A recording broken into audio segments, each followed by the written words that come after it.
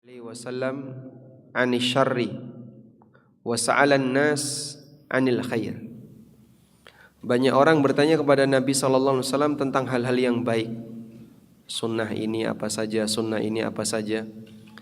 Tapi aku bertanya kepada Nabi sallallahu alaihi wasallam tentang hal yang buruk, makhafatan ayyudrikani, karena khawatir hal yang buruk itu menimpaku.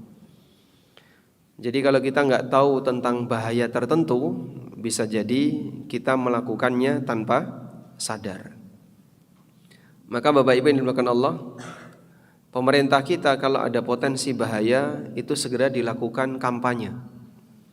Misalnya awas bahaya penyakit A, awas bahaya penyakit B, sampai ditempel di mana-mana. Tujuannya apa? Mengenalkan kepada masyarakat akan potensi bahaya itu. Karena kalau orang tidak kenal potensi bahaya, dia bisa jadi sasaran korban dari bahaya itu.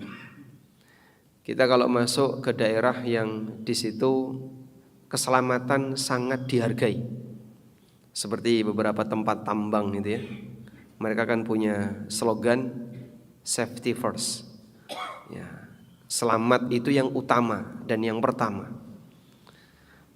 Nah, kita kalau masuk ke situ harus ada briefing dulu. Briefing, kemudian dijelaskan di area ini apa saja potensi bahaya. Di sini ada binatang buas, di sini ada listrik, di sini ada apalagi lubang, di sini apa. Itu dijelaskan. Kenapa perlu ada penjelasan seperti itu? Karena kalau orang tidak tahu potensi-potensi bahaya, bisa jadi dia terjebak di dalamnya tanpa sadar. Bahkan hal yang paling sederhana saja. Orang ngepel basah, maka yang membasahi punya tanggung jawab. Yang membasahi punya tanggung jawab memberitahu. Terus dipasangi segitiga kuning gitu ya. Ini wilayah basah, hati-hati kamu kalau lewat ini. Kalau dia nggak memberitahu sampai mencelakakan orang lain, bikin kepleset, jatuh dan seterusnya, yang disalahkan siapa? Yang lewat apa yang ngepel? Yang ngepel. Itu hal yang paling sederhana yang bisa kita lihat di masyarakat. Jika ada sesuatu yang bahaya, maka yang tahu dia punya tugas untuk memberitahu kepada yang lain agar tidak membahayakan bagi yang lain. Nah, Nabi SAW mengetahui hal-hal bahaya itu. Apa saja yang bisa menyebabkan orang masuk neraka, apa saja yang menyebabkan orang terancam dengan hukuman. Maka oleh Rasulullah SAW, beliau ngasih tahu kepada umatnya, di bagian ini bahaya, bagian ini bahaya, bagian ini bahaya. Baik. Dan bahaya-bahaya itu, itulah perbuatan dosa. Selanjutnya, perbuatan dosa dilihat dari konsekuensinya terbagi menjadi tiga. Pertama, ada perbuatan dosa yang jika pelakunya tidak bertaubat, maka selamanya tidak akan diampuni oleh Allah. Artinya Allah akan berikan kepadanya hukuman yang sifatnya abadi. Dosa apa itu, Pak? Kekufuran dan kesyirikan. Sebagaimana yang Allah firmankan dalam Al-Quran, innahu may yusyrik billah faqad harramallahu alaihil jannah wa ma'wahun nar. Orang yang berbuat syirik kepada Allah, Allah haramkan dia masuk surga. Kalimat Allah haramkan dia masuk surga artinya selamanya tidak akan Allah izinkan orang ini untuk masuk ke dalam surga. Wa ma'wahun nar, dan tempatnya di neraka. Wa ma lidzalimina min ansar, dan orang zalim maksudnya adalah orang musyrik, tidak akan pernah diberi pertolongan, enggak ada penolongnya. Dan di ayat yang lain Allah Subhanahu wa taala mengatakan, innallaha la yaghfiru ayyushraka bih. Allah tidak akan mengampuni ketika disekutukan, karena dia tidak ridha ketika hak tunggalnya diberikan kepada makhluk. Itulah perbuatan kesyirikan. Baik. Ada seorang nabi yang ketika di yaumil qiyamah beliau ingin menyelamatkan orang musyrik keluarga dekatnya, tapi ditolak oleh Allah. Siapa beliau? Nabi Ibrahim alaihissalam. Dalam hadis riwayat Bukhari, Rasulullah sallallahu alaihi wasallam bersabda, "Yalqa Ibrahimu abahu azara yaumal qiyamah." Besok Ibrahim itu akan ketemu bapaknya yang bernama Azar di hari kiamat. Lalu Ibrahim mengatakan kepada bapaknya, "Alam aqul lak alla ta'sini?" Wahai bapak, bukankah aku sudah pernah pesan sama bapak, janganlah bapak menyimpang dari ajaranku. Lalu kata bapaknya, "Al-an la a'sika." Sekarang aku tidak akan menyimpang dari ajaranmu. Lalu Ibrahim berdoa kepada Allah, "Allahumma laqad wa'adtani alla tukhzini yauma yub'atsun." Ya Allah, bukankah Engkau telah menjanjikan kepadaku bahwa Engkau tidak akan membuat aku sedih di waktu ketika semua manusia dibangkitkan, maksudnya di yaumil qiyamah. Wa ayyul khizyi akhza min abil ab'ad. Dan kesedihan apalagi yang lebih membuatku sedih ketika aku dijauhkan dari bapakku. Lalu Allah Subhanahu wa taala mengatakan, "Inni haramtul jannata 'alal kafirin." Aku haramkan surga untuk dimasuki orang kafir. Itu sudah jadi aturan baku yang tidak bisa ditawar. Sehingga enggak ada kompromi, Pak. Aturan Allah, walaupun yang menawar itu seorang nabi yang dekat dengan Allah, enggak diterima oleh Allah ketika itu sudah menjadi aturan baku dari Allah Subhanahu wa taala. Kalau hukum manusia kan mungkin masih bisa jebol ya. Tapi kalau sudah jadi aturan Allah, walaupun seorang nabi, enggak berlaku. Maka tidak ada kompromi untuk praktek kesyirikan, sehingga pelaku kesyirikan divonis oleh Allah abadi di neraka yaumul qiyamah karena Allah haramkan mereka untuk masuk surga. Walhamdulillah, kita bersyukur kepada Allah, kita berada dalam lingkungan orang yang perhatian dengan tauhid. Yang seperti ini bagi sebagian kelompok orang itu enggak senang, Pak. Jadi kalau ada kata-kata tauhid, kata-kata syirik, itu rasanya alergi untuk didengerin. Tapi bagi muslim ahlussunnah yang dia menghargai nilai dari tauhid, akan selalu menjaga kalimat tauhid ini dan selalu didengung-dengungkan, diangkat tinggi-tinggi agar orang semuanya perhatian. Baik. Yang kedua, dosa besar. Dosa besar. Yang ketiga, dosa kecil. Nah, dua jenis dosa ini, dosa besar dan dosa kecil, ini dosa di bawah syirik. Di mana dosa ini ada peluang untuk diampuni oleh Allah. Tentang penyebutan dosa besar dan dosa kecil, ini Allah sebutkan di surat Al-Kahfi. Allah Subhanahu wa taala bercerita tentang manusia yang ketika di yaumil qiyamah mendapatkan Alkitab. Allah Ta'ala berfirman, "Wa taral mujrimina mushfiqina mimma fihi wa yaqulun ya wailatana ma li hadzal kitabi la yughadiru saghiratan wala kabiratan illa ahsaha." Pada waktu kitab itu diberikan kepada para pemiliknya, maka orang yang rajin berbuat dosa, dia ketakutan untuk melihat isinya. Dia ketakutan untuk melihat kitabnya. Dan mereka mengatakan, "Ya wailatana ma li hadzal kitab." Ini kitab apa? La yughadiru saghiratan wala kabiratan illa ahsaha. Gede cilik mlebu kabeh. La yughadiru saghiratan wala kabiratan illa ahsaha. Tidak membiarkan baik yang kecil maupun yang besar semuanya masuk. Ini kitab apa? Semua dosa besar maupun kecil dimasukkan ke dalamnya. Maka walaupun kecil ya, manusia akan melihatnya. Faman ya'mal mithqala dzarratin khairan yara, wa man ya'mal mithqala dzarratin syarran yara. Sehingga jangan remehkan amal kecil, sebagaimana pula jangan remehkan dosa kecil.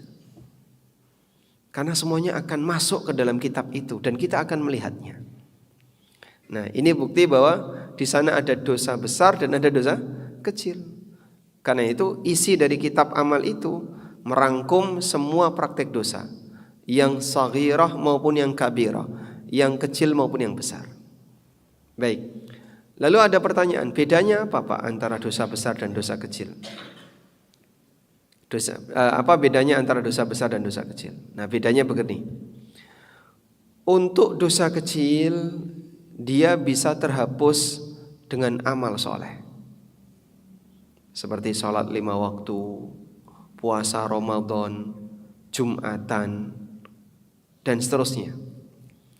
Nabi SAW pernah bersabda, as-salawatul khams wal jum'ah ilal jum'ah wa ramadhanu ila ramadhana mukaffiratun lima bainahun majtunibatil kabair.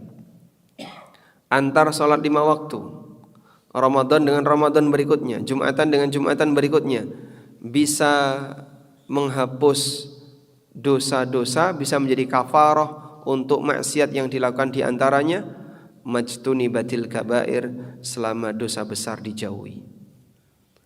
Jadi yang namanya amal soleh bisa menghapus dosa, tapi ini berlaku untuk dosa kecil. Ini berlaku untuk dosa kecil. Demikian pula musibah, rasa sakit, dan kondisi tidak nyaman yang kita alami itu juga bisa menghapus dosa. Sebagaimana yang disebutkan dalam hadis riwayat Bukhari Muslim, Nabi SAW pernah bersabda, ma yusibul muslima min nasabin wala wasabin wala hammin wala ghammin wala adhan hatta syauka yushakuha. Apabila seorang muslim mengalami sakit, capek, bingung, resah, sedih dan seterusnya, sampai duri yang nancap di dirinya, illa kafarallahu biha min khatayahu, maka Allah akan jadikan itu sebagai kafarah untuk dosa-dosanya. Allah akan jadikan itu sebagai kafarah untuk dosa-dosanya. Bapak pernah sakit, Pak? Pernah. Kalau sakit perasaannya, Bapak? Sedih. Baik. Fisiknya sakit, perasaannya sakit. Lebih sakit mana? Sakit perasaan atau sakit fisik? Lebih sakit perasaan. Masya Allah. Jadi orang sakit terus perasaannya sakit, lebih sakit perasaannya daripada badannya. Gitu Pak. Pernah sakit Pak? Pernah. Saat Bapak sakit, lebih sakit mana? Badannya atau perasaannya? Dua-duanya. Masya Allah. Berarti badannya demam, perasaannya demam juga. Bisa nggak kita sakit salah satu? Sakit badan nggak sakit perasaan?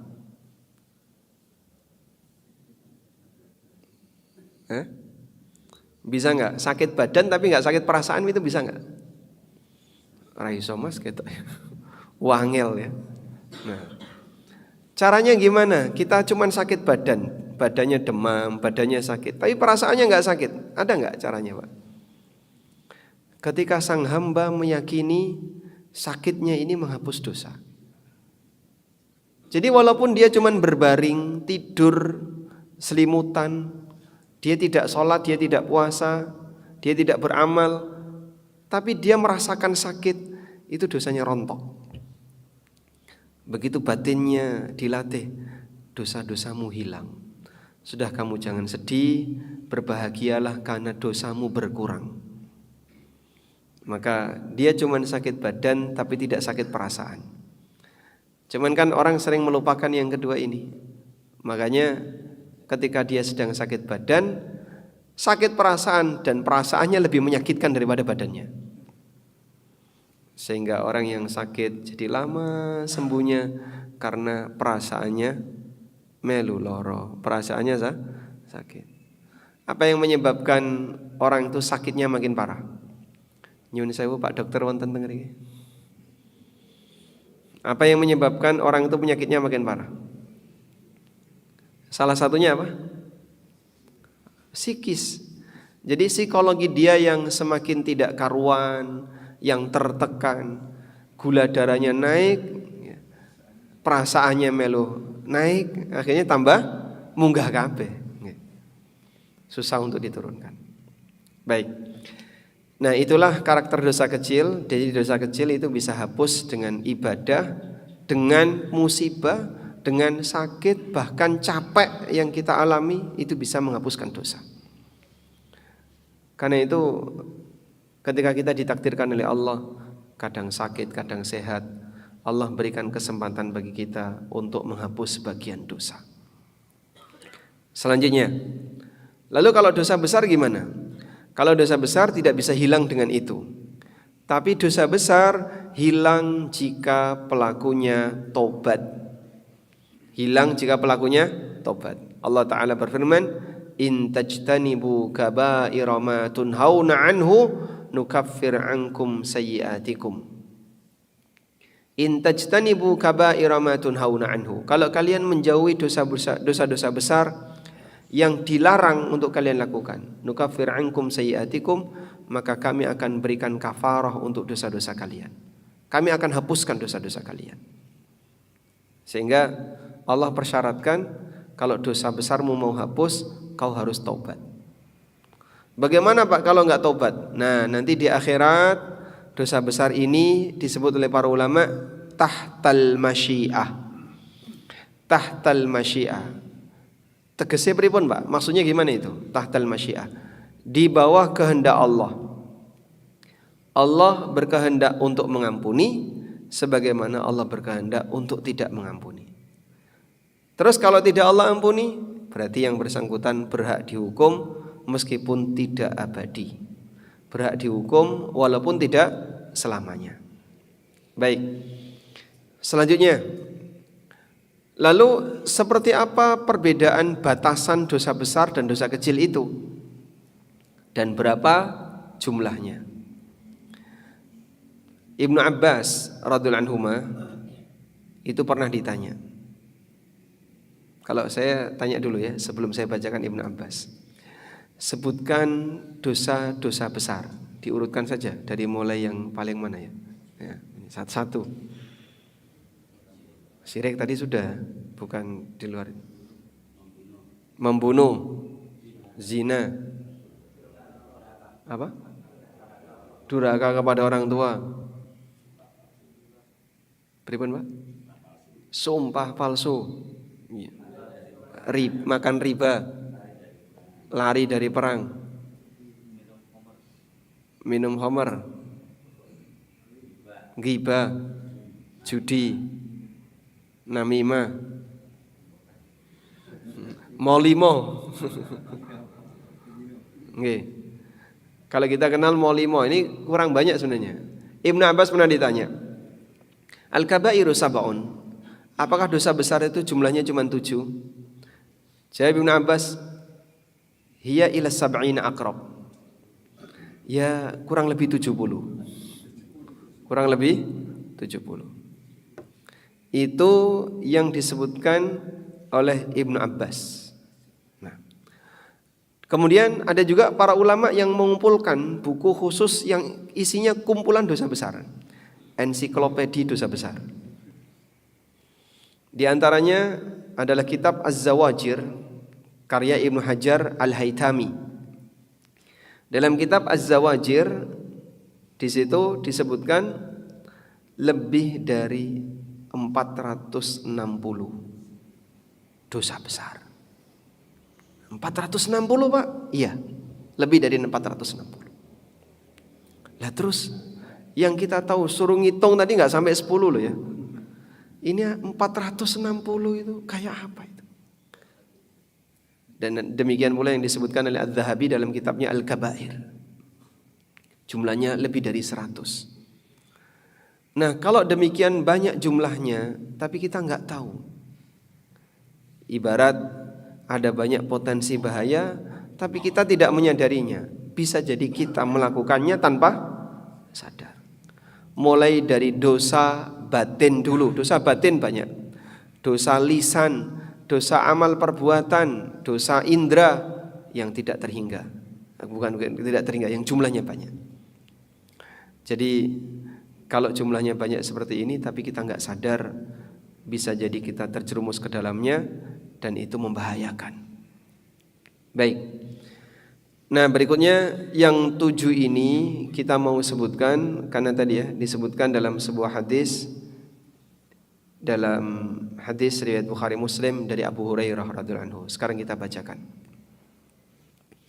An Abi Hurairah radhiyallahu anhu عن النبي صلى الله عليه وسلم أنه قال. Nabi sallallahu alaihi wasallam bersabda. Mari kita simak sabda Nabi sallallahu alaihi wasallam dengan seksama sebagai bentuk penghormatan terhadap sabda beliau. Ijtanibus sab'al mubiqat. Qalu ya Rasulullah wa ma hunna? Qala asyirku billah was-sihru wa qatlun nafsi allati harramallahu illa bil haqq wa aklur riba wa aklu malil yatim wa tawalli yawmaz zahfi wa qadhful muhsanatil mu'minatil ghafilat. Ijtanibus sab'al mubiqat. Jauhilah 7 dosa yang membinasakan. Jauhilah 7 dosa yang membinasakan. Qalu ya Rasulullah wa ma hunna? Para sahabat bertanya, apa saja itu ya Rasulullah? Qala, beliau bersabda, asyirku, pertama syirik. Yang kedua as-sihru, sihir. Yang ketiga qatlun nafsil lati harramallahu illa bil haqq, membunuh jiwa yang Allah haramkan kecuali dengan alasan yang benar. Yang keempat wa aklur riba, makan riba. Yang kelima wa aklu malil yatim, makan harta anak yatim. Yang keenam wa tawalli yaumaz zahfi, berpaling dari perang ketika sudah bertemu dengan musuh. Yang ketujuh wa qadhful muhsanatil mu'minatil ghafilat, menuduh zina seorang wanita mukminah yang tidak punya kepikiran untuk berbuat zina. Baik, bisa diulang Pak? 1, syirik. 2, sihir. 3, membunuh jiwa yang tidak berhak. Yang keempat, makan riba. Yang keenam, yang kelima, makan harta anak yatim. Yang keenam, lari dari medan perang. Yang ketujuh, menuduh wanita mukminah berbuat zina. Baik, walhamdulillah. Kalau menghafalnya insya Allah gampang. Sekarang bagaimana penjelasan rincinya?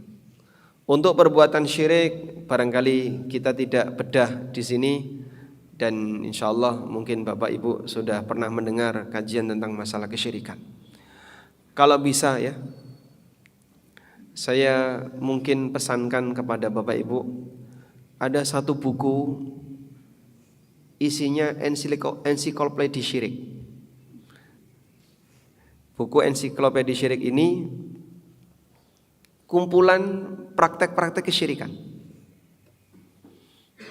Yang pertama buku Kitabut Tauhid. Judulnya Kitabut Tauhid, tapi isinya kumpulan syirik. Jadi penulis menyebutkan syirik 1 misalnya menyembelih untuk selain Allah, kemudian bersumpah dengan menyebut nama selain Allah dan seterusnya. Itu cukup banyak sekali kumpulan itu. Judulnya Kitabut Tauhid. Dan buku itu sudah diterjemahkan dan sudah ada banyak penjelasan. Sangat bagus bagi keluarga muslim yang peduli akan bahaya syirik untuk membaca buku seperti ini. Kemudian dalam buku itu juga ada pembahasan tentang masalah sihir. Karena termasuk di antara praktek syirik itu sihir. Orang kalau sudah melakukan praktek sihir, dia akan melakukan penyembahan kepada jin atau melakukan praktek kekufuran sehingga dibantu oleh jin. Ada seorang wanita yang ditinggal oleh suaminya. Lalu wanita ini datang ke Madinah untuk mencari Nabi SAW. Tapi Rasulullah SAW sudah meninggal, sehingga hanya ditemui oleh Aisyah istrinya, dan beliau sangat sedih sekali tidak bisa ketemu Rasulullah SAW.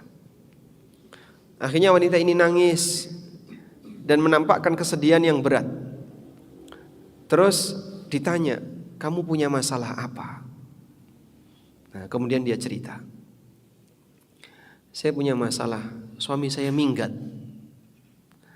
Dalam kondisi ketika saya sedih kehilangan suami yang minggat, saya berusaha mencari tapi nggak nemu-nemu. Akhirnya dia pun konsultasi sama orang. Kira-kira di mana saya bisa nyari tahu tentang posisi suami saya? Diarahkan, coba kamu tanya kepada dukun ini. Akhirnya diarahkan ke seorang dukun. Nah, kemudian dukun ini mengajarkan, kalau kamu mau, kau bisa aku ajari ilmu seperti yang aku miliki. Caranya gimana? Tidak susah. Cukup kamu masuk ke ruangan itu, kencing di situ. Terus dia pun masuk ke sebuah ruangan. Jadi syaratnya nggak berat, cuma masuk saja ke ruangan itu dan kamu kencing di situ. Akhirnya wanita ini masuk ke ruangan itu, tiba-tiba dia lari. Terus ditanya sama si dukun, apa yang kamu lihat? Saya nggak lihat apa-apa. Berarti kamu belum melakukannya. Kamu belum melakukannya. Syaratnya belum kau penuhi. Balik lagi, balik. Lalu dia masuk ke ruangan tadi, dia lari lagi ketakutan. Kamu lihat apa? Saya belum melihat apapun. Berarti kamu belum melakukannya. Kalau emang serius lakukan, kenceng aja di situ. Akhirnya dia beranikan diri, dia kenceng di situ. Tiba-tiba dia melihat seperti kuda terbang ke atas. Akhirnya dia menghadap kepada dukun tadi. Kau lihat apa? Aku lihat seperti ada kuda yang terbang ke atas. Itulah imanmu. Imanmu sudah hilang. Imanmu sudah hilang.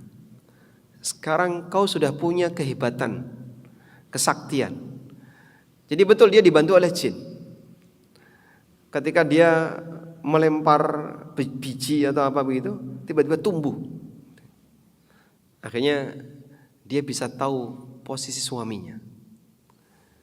Nah, di saat itu dia sedih karena dia kehilangan iman. Maka dia ingin tobat, datang ke Madinah untuk menyatakan tobatnya. Dia telah jadi penyihir sekarang. Tapi dia ingin bertobat dan kemudian ingin konsultasi kepada Nabi Sallallahu Alaihi Wasallam. Nah, itu contoh bahwa orang bisa jadi penyihir dalam waktu sekejap. Ternyata yang dikencingi itu Al-Quran. Yang dikencingi Al-Quran. Dan ada kisah seperti ini terjadi di Indonesia. Jadi ada orang yang dia punya kesaktian, ilmu kanuragan atau apa. Dan dia banyak dikunjungi orang. Sampai ada orang yang penasaran. Si bapak ini setiap kali mau melayani pasien itu pasti masuk ke dalam ruangan dulu. Setelah dia keluar, tiba-tiba dia punya kesaktian tertentu. Akhirnya ada orang yang penasaran, dia pengen lihat di ruangan itu ada apa. Jadi itu sebuah kamar yang penuh dengan suasana klinik ya, dan itu dirahasiakan. Ternyata di dalam kamar itu ada WC. Dan pijakan WC itu Al-Quran. Makanya praktek sihir itu rata-rata didahului dengan apa? Kekufuran. Jadi kalau pengen bisa sihir ya caranya kayak gini dulu. Didahului dengan kekufuran. Ada yang nulis Quran pakai darah haid, pakai najis ya. Kemudian dicelup ke dalam air terus diminum. Wah, nanti akan punya kesaktian.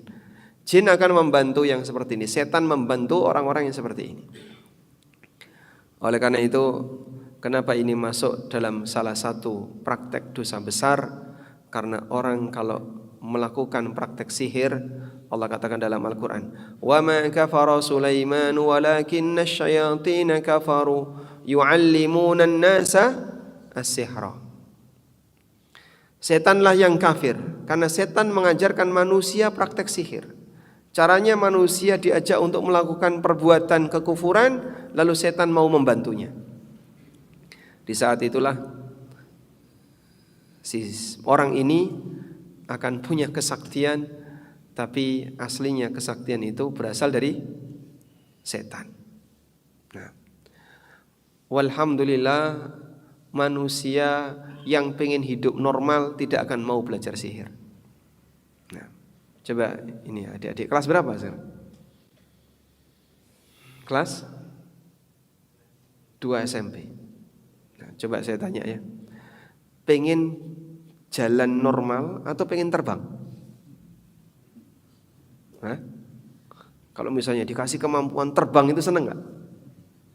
Terbang, bisa ngilang. Seneng nggak? Ada nggak yang pengen punya kemampuan bisa terbang? Ada? Atau kayak Spiderman itu keluar apa? Keluar jaring laba-laba dari tangan, bisa lompat kanan, lompat kiri. Pengen? Nggak pengen? Yang benar. Sehingga kadang ada sebagian orang dia pengen punya hal yang di luar kemampuan normal manusia. Pengen punya ilmu kanuragan, pengen kebal, pengen bisa ngilang, pengen bisa tembus pandang, pengen bisa tembus tembok dan seterusnya. Ini orang punya keinginan tapi gak normal.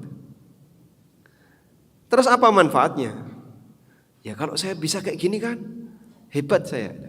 Apa manfaatnya? Untuk melindungi diri, kata siapa? Nyatanya juga kadang dipakai untuk bertindak jahat. Dan sekarang gak perlu melindungi diri seperti itu. Alhamdulillah kita berada di lingkungan yang aman. Nah, ketika orang pingin seperti itu, rata-rata arahnya kemana Pak? Belajar sihir. Sehingga dia bisa kebal, dia bisa ngilang, dia bisa punya kecepatan tinggi dan seterusnya. Itu semuanya karena dia belajar sihir. Sudahlah, enggak usah pengen seperti itu. Percuma saja buat apa ilmu-ilmu seperti itu. Lupakan saja, buang jauh-jauh ilmu seperti itu. Dan yang penting adalah jalankan kamu sebagai hamba Allah yang punya kewajiban beribadah kepadanya, ya. Sementara hidup kita pasrahkan kepada Allah. Baik.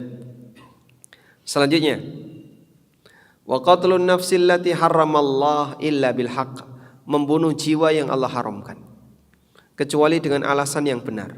Ada enggak membunuh jiwa dengan alasan yang benar? Contohnya Pak? Ya, dalam perang. Contoh yang lain, kisos. Sehingga Allah Subhanahu wa ta'ala bolehkan kisos. Allah jadikan itu sebagai syariatnya. Walakum fil qisasi hayatun ya ulil albab. Dalam praktek kisos itu ada sumber kehidupan, wahai orang yang berakal. An-nafsu bin nafsi wal ainu bil aini. Kemudian was-sinnu bis sinni wal juruha qisas. Jiwa balas jiwa, mata balas mata. Sampai pun luka itu ada kisasnya. Sehingga keadilan ketika ada orang yang bertindak jahat kepada orang lain, dia dibalas yang semisal. Kalau kemudian praktek seperti ini ditegakkan, maka orang tidak akan berani sembarangan bertindak jahat kepada orang lain.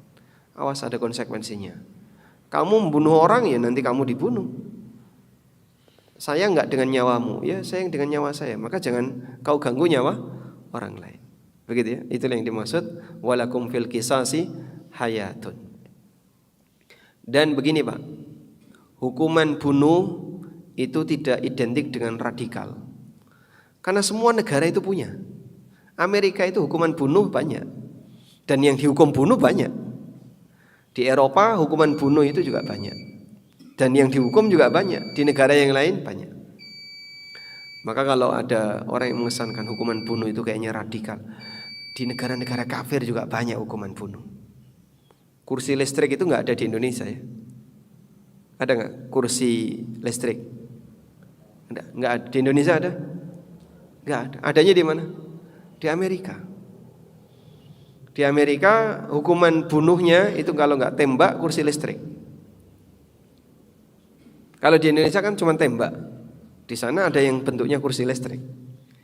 Sehingga orang yang punya pelanggaran tertentu yang kemudian oleh negara layak divonis hukum bunuh, ada yang dibunuh dengan kursi listrik. Baik. Karena itu membuat kesan bahwa hukum kisos itu radikal, ini salah alamat ya. Banyak negara yang menerapkan hukum-hukum bunuh dan orang juga tidak akan mencurigai itu sebagai praktek radikalisme. Selanjutnya, wa aklur riba, makan riba. Makan riba ini dosa besar. Bahkan Allah Subhanahu wa taala berikan ancaman perang ketika di yaumil qiyamah. Sebagaimana yang disebutkan dalam ayat, fa illam taf'alu fa'dhanu biharbin minallahi wa rasulih. Kalau kalian tidak mau meninggalkan riba, umumkan perang dengan Allah dan Rasulnya. Maka riba sekecil apapun hindari, Pak. Dan mohon maaf ya, semakin jauh dari zaman Nabi, praktek riba itu semakin merajalela. Sehingga dibenarkan oleh sebagian orang, lalu dibela-bela untuk membuat kesan bahwasanya itu boleh, padahal aslinya dosa besar. Dan orang bicara riba dimusuhi yang lain. Ada satu buku yang saya tulis ya. Alhamdulillah buku ini sudah beredar lebih dari 20.000 eksemplar. Judulnya Ada Apa Dengan Riba. Sekitar tahun 2018 buku ini sudah beredar lebih dari 15.000. Dan setelah itu masih cetak-cetak ulang. Ya kurang lebih sekitar 20 ribuan sudah edar. Buku Ada Apa Dengan Riba ini sempat dinyatakan oleh seseorang, buku ini saya nggak berani baca. Dia takut untuk membaca buku itu karena dia khawatir terpojokkan ketika membaca isi buku itu. Dan model seperti ini sekarang mulai banyak disemarakkan orang. Pokoknya bunga bank itu bukan riba. Padahal ada fatwa MUI yang mengatakan bunga bank riba. Demikian pula fatwa Majelis Tarjih. Salah satunya ada yang mengatakan bunga bank itu riba. Cuman mulai dilupakan. Dan mungkin kita perlu mengenali riba lebih detail ya, agar jangan sampai terjerumus ke dalamnya sementara kita teriak anti riba dan kita sendiri pemakan riba. Berikutnya, makan harta anak yatim. Jelas ya. Sehingga harta anak yatim seharusnya dijaga, bukan malah didolimi. Selanjutnya, berpaling dari perang yang sudah berkecamuk. Lari dari medan perang termasuk dosa besar, karena itu pengkhianatan. Terus temanmu kau tinggal, kau lari temanmu kau tinggal, itu kan pengkhianatan. Maka kalau memang sudah terjadi perang, jangan mundur. Yang terakhir, menuduh wanita mukminah yang baik berzina. Tuduhan zina itu bahaya, dosa besar. Baik menuduh laki-laki berzina maupun menuduh wanita berzina. Seorang istri yang menuduh suaminya zina, dosa besar jika dia nggak punya bukti. Seorang suami yang menuduh istrinya zina, dosa besar. Anak yang menuduh bapaknya zina, dosa besar. Apa ada Pak kayak gitu Pak? Ini contoh kalimat bahaya, tapi kadang orang kurang perhatian. Ada seorang ibu-ibu menyampaikan ke saya bahwa dia dihalangi oleh anak tirinya untuk dapat warisan. Alasannya begini. Jadi bapak punya istri, meninggal istrinya, lalu dia nikah lagi dengan wanita yang lain. Terus suaminya ini, si laki-laki ini meninggal. Nah, anak-anaknya ini nggak mau ngasih warisan ke ibu tirinya ini. Alasan anaknya adalah pernikahan bapak tidak sah, sehingga ini bukan istri bapak. Terus saya sampaikan, siapa yang berani ngomong pernikahan bapaknya nggak sah, dia nuduh bapaknya zina. Warisan bapaknya diambil dan dia nuduh bapaknya zina. Mana ada anak yang lebih durhaka seperti itu? Ngawur dia ngomong. Padahal bapaknya sama wanita ini ya sudah hidup berkeluarga, yang tentu saja tinggal satu rumah, satu kamar, kan pasti sudah terjadi hubungan badan. Berani ngomong bapaknya nikahnya nggak sah dengan wanita ini, sama dengan nuduh bapaknya zina. Nah, itu kan ucapan ngawur kayak gitu. Keluar dari seorang anak, ya maksud dia untuk menghalangi ibu tirinya biar nggak dapat warisan, tapi berkonsekuensi besar karena menuduh ayahnya berzina. Wallahu alam. Demikian, semoga bermanfaat. Wa sallallahu ala nabiyyina Muhammadin wa ala alihi wa sahbihi wa. Jadi Pak, tadi ada pesan pripun? Oh nggih. Beliau memberi kesempatan bagi yang lain, barangkali ada yang mau pulang atau gimana? Tanya, silakan. Tidak ada? Alhamdulillah. Baik, kita cukupkan sampai di sini jika tidak ada. Semoga Allah Subhanahu wa taala melindungi kita semuanya dari bahaya-bahaya dosa besar, dan semoga Allah berikan kita kekuatan untuk menjadi mukmin yang baik, mukmin yang selalu menjaga aturan Allah Subhanahu wa taala sehingga kita bisa meninggal dalam keadaan husnul khatimah. Allahumma anfa'na bima 'allamtana wa 'allimna ma yanfa'una warzuqna ilma. Allahumma inna nas'aluka fi'lal khairat wa tarkal munkarat wa hubbal masakin wa idza aradta bi'ibadika fitnah faqbidna ilaika ghaira maftunin. Rabbana atina fid dunya hasanah wa fil akhirati hasanah wa qina adzaban nar. Wa sallallahu ala nabiyyina Muhammadin wa ala alihi wa sahbihi wa sallam. Wa akhiru da'wana alhamdulillahi rabbil alamin. Wassalamualaikum warahmatullahi wabarakatuh.